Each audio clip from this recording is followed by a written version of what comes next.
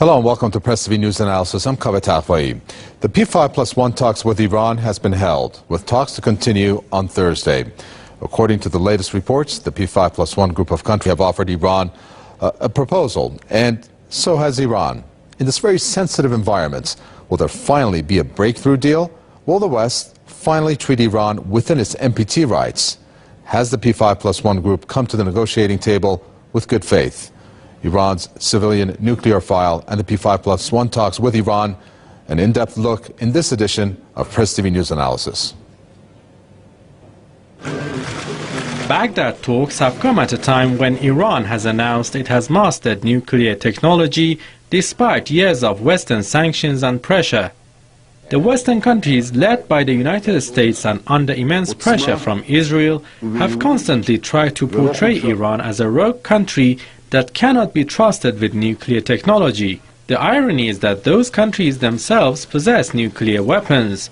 The US has even used them against other nations, not only in Hiroshima and Nagasaki, but also in other countries like Iraq in the form of depleted uranium and in blatant violation of international law. In their latest summit in Chicago, NATO countries announced they will continue to keep their nuclear warheads. This goes against the Nuclear Non-Proliferation Treaty, or the NPT. They've also turned a blind eye on Israel's nuclear arsenal, whose hundreds of nuclear weapons are the most imminent and serious threat to the stability of the Middle East and beyond. Iran has categorically rejected nuclear weapons as part of its defense strategy. The leader of Iran's Islamic Revolution, Ayatollah Sayyid Ali Khamenei, has issued a religious decree forbidding the production, stockpiling and use of nukes. During the first round of talks in Baghdad, Iran and the P5+1 traded two sets of proposals.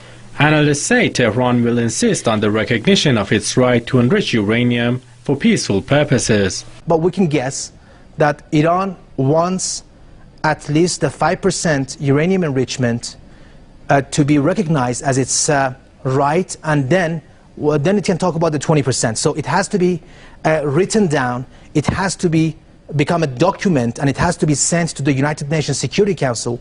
And based on that, all the unfair sanctions that have been imposed against the Iranian nation over the past several years, they have to be cancelled. Western sanctions against Tehran have been aimed at crippling the country's economy and making life harder for ordinary citizens. Iran's aviation industry, oil sector, trade and banking system have suffered from the embargoes, which according to many analysts are inhumane.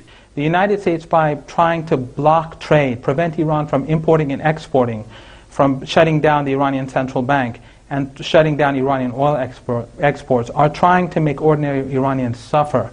That is a crime. That is criminal. Many argue Iran will be the winner of the talks in Baghdad, whatever the outcome. The West's recognition of Tehran's rights, including the right to nuclear energy, will prove the futility of its efforts over the past decades, and the failure of negotiations, which could lead to further sanctions, will show the world the West's incompetence in resolving its issues with other countries through dialogue and mutual respect.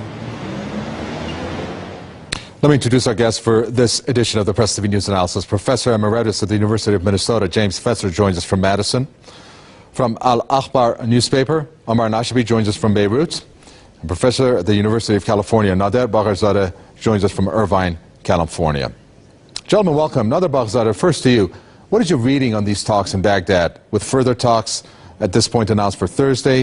And of course, if you can take into account for us the most recent events in the run-up to the talks, namely the IAEA's chief Amano's visit to Iran.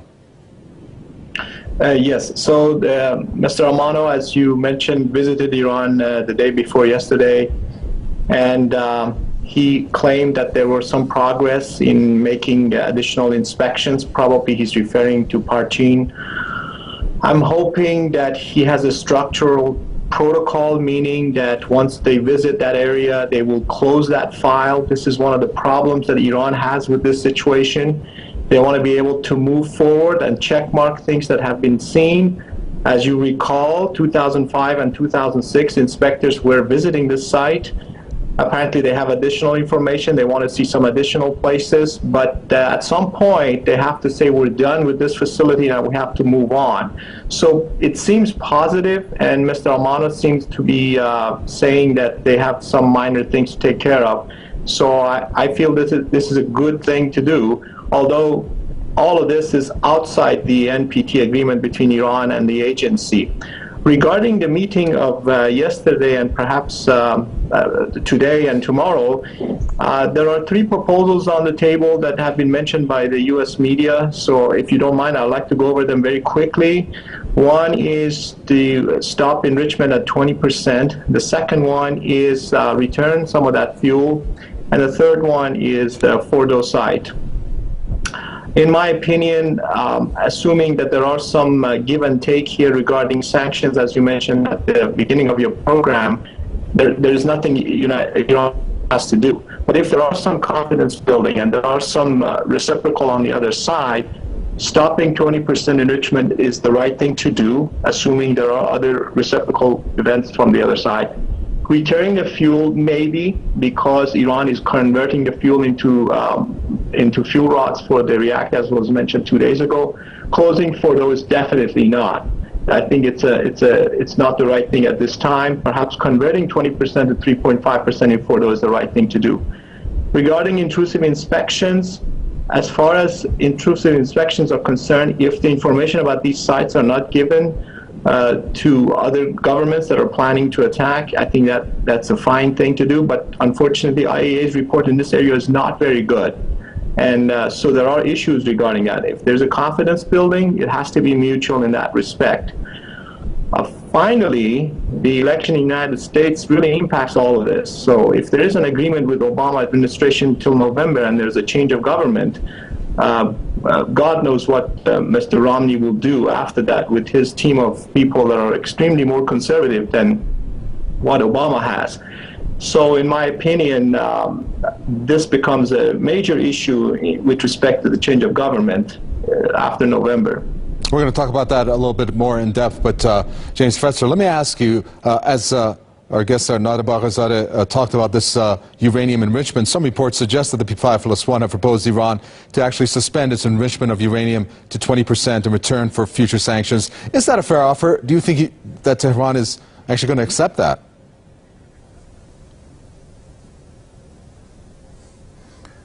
No, it's not a fair offer, and Iran is perfectly entitled to enrichment up to 20% for the sake of certain types of nuclear energy related to medical research, for example.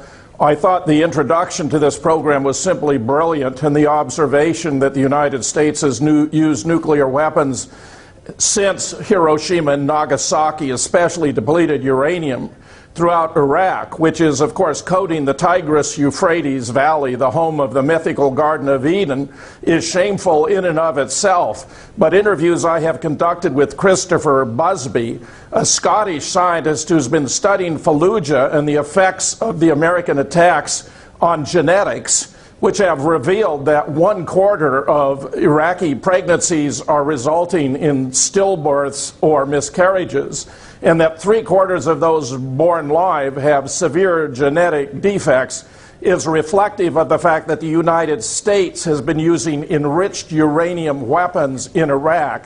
I'm increasingly convinced that the whole to-do about Iran developing nuclear weapons, which it's declared to have no interest in doing, is a disinformation campaign intended to distract attention from the fact that the United States has been using enriched uranium nuclear weapons in Iraq with devastating consequences for the population there. Well, let's talk about this disinformation, as you stated there, James Fetzer, and Omar Nashbi.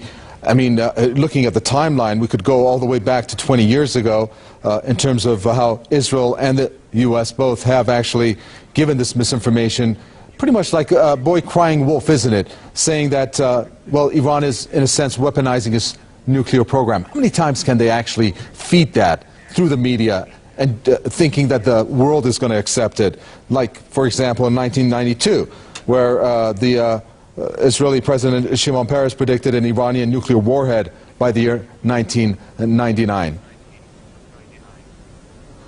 Yes, well, first I just want to start by saying that the supreme leader of Iran, the Ayatollah Khamenei, had made several statements saying clearly that Iran is not developing nuclear weapons. So, and I don't think, you know, it is appropriate to keep doubting that, because he is a supreme religious leader, and I don't see any reason why he should not say the truth. So, and I don't see the reason why people should doubt this, especially when it comes out of such a religious authority and such a position that is in no way going to compromise its credibility. Now the situation today is that Iran is being positive and is presenting positive initiatives. I fully agree with your guest from the University of California and the way he described the steps that are being negotiated, or the things that are laid on the table now in Baghdad.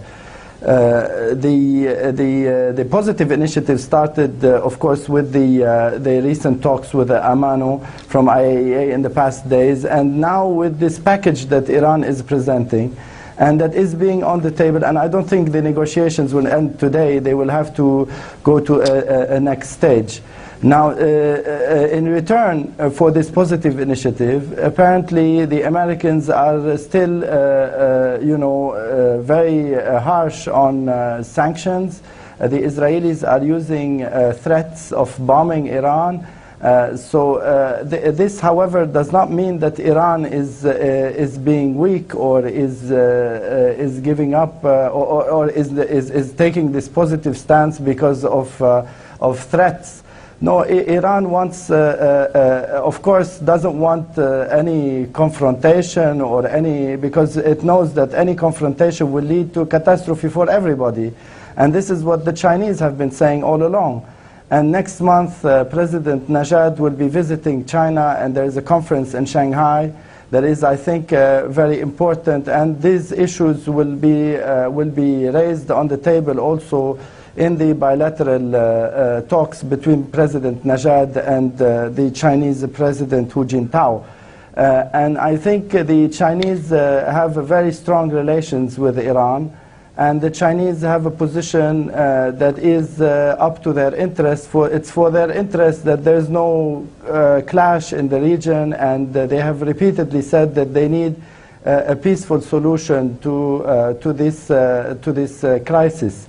And I think they sent a strong message.